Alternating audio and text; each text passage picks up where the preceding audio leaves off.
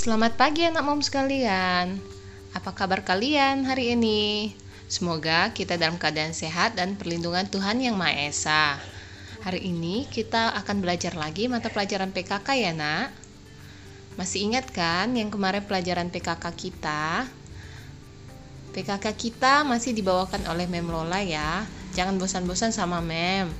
Kan sebentar lagi kita bakalan sekolah. Jadi mari kita bekerja sama untuk 1 tahun ke depan ini. Mata pelajaran PKK. Apa itu PKK? Jadi sebelum kita belajar PKK, kita harus tahu apa itu mata pelajaran PKK. Mata pelajaran PKK atau Produk Kreatif dan Kewirausahaan adalah mata pelajaran yang bertujuan untuk menanamkan jiwa sikap dan etika wirausaha kepada peserta didik dan memberikan bekal pengetahuan tentang kewirausahaan kepada peserta didik. Mata pelajaran ini juga memberikan bekal keterampilan di bidang barang atau jasa kepada peserta didik, kebebasan dalam berkepribadian. Lalu, model utama dalam mempelajari mata pelajaran ini adalah kreatif. Kreatif. Ciri-ciri orang kreatif apa sih, Mem? 1. Kita harus mandiri. Kenapa kita harus mandiri? Karena orang lain tidak akan selamanya ada untuk kita.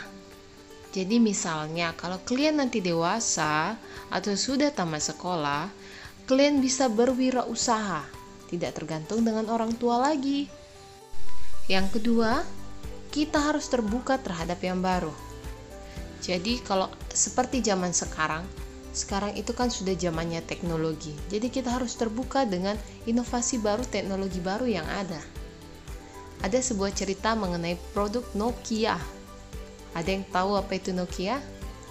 Ya, Nokia itu adalah salah satu produsen handphone yang paling ternama pada masanya. Itu sekitar 10 tahun yang lalu.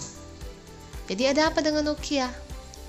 Nokia ini dulu adalah perusahaan yang paling bonafit atau handphonenya yang paling terkenal, paling laku. Tapi Nokia tidak mau menerima perubahan. Apa perubahannya? Yaitu Android. Nokia tidak mau mengeluarkan Android. Lalu apa yang terjadi? Karena produsen handphone yang lainnya tetap mengeluarkan Android dan Nokia tidak, akhirnya Nokia lama-kelamaan tidak laku lagi. Karena memang saat ini zamannya Android. Lalu apa yang terjadi? Nokia bangkrut karena tidak mau menerima perubahan. Yang berikutnya adalah percaya diri.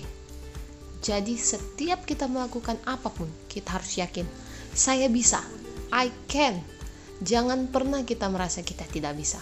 Kalau kita yakin bisa, maka semakin besar juga kemungkinan keberhasilan itu ada pada kita. Jadi selalu percaya diri ya nak. Yang berikutnya, orang kreatif itu harus berani mengambil risiko. Kalau ada pepatah yang mengatakan, dia yang tidak cukup berani untuk mengambil risiko tidak akan mencapai apapun dalam hidupnya. Misalnya saya ingin mendaki gunung, pilihannya hanya 2. Saya coba, saya berhasil, atau saya coba, saya gagal. Tapi kalau saya tidak mencoba, tidak mungkin saya berhasil. Betul kan? Lalu yang berikutnya, kita harus bisa melihat sesuatu dengan tidak biasa. Misalnya kalau kita sedang melihat langit. Kalau orang biasa melihat langit yang nampak adalah awan. Tapi kalau orang yang kreatif, di sana ada bentuk kuda, di sana ada bentuk love. Jadi orang kreatif itu selalu melihat hal-hal menjadi lebih berbeda. Kemudian orang kreatif itu memiliki rasa ingin tahu yang besar. Jadi, apabila ada sesuatu yang dia lihat, dia pengen tahu bagaimana cara membuatnya, bagaimana cara mendapatkannya.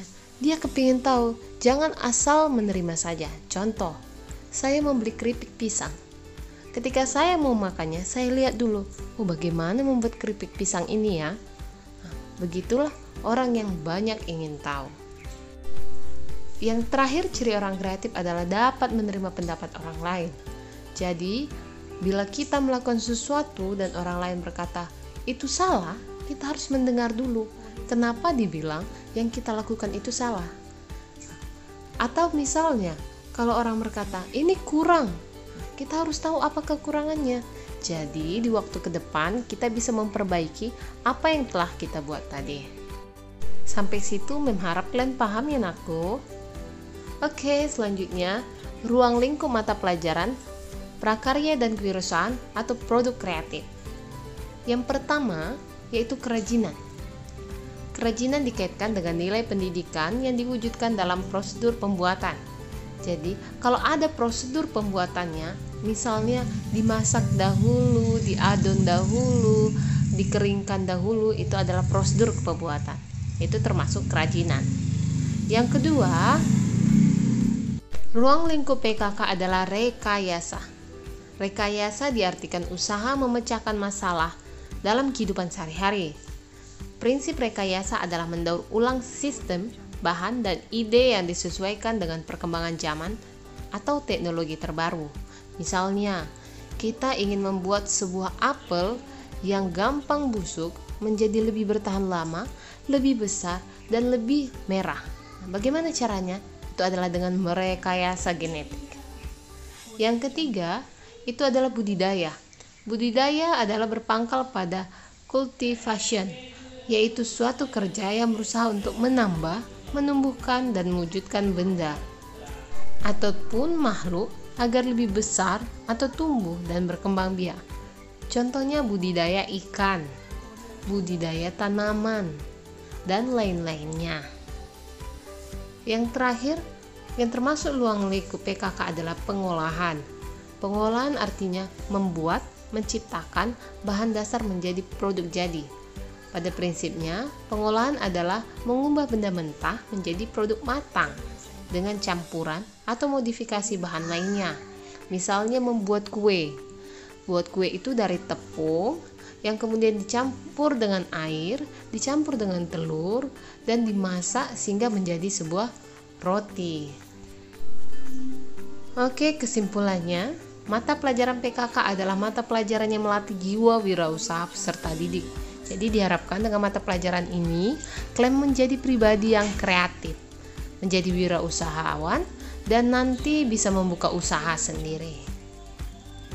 Sampai situ pelajaran kita hari ini. Kita ada tugas. Silakan tonton video dari alamat yang mengirim ini.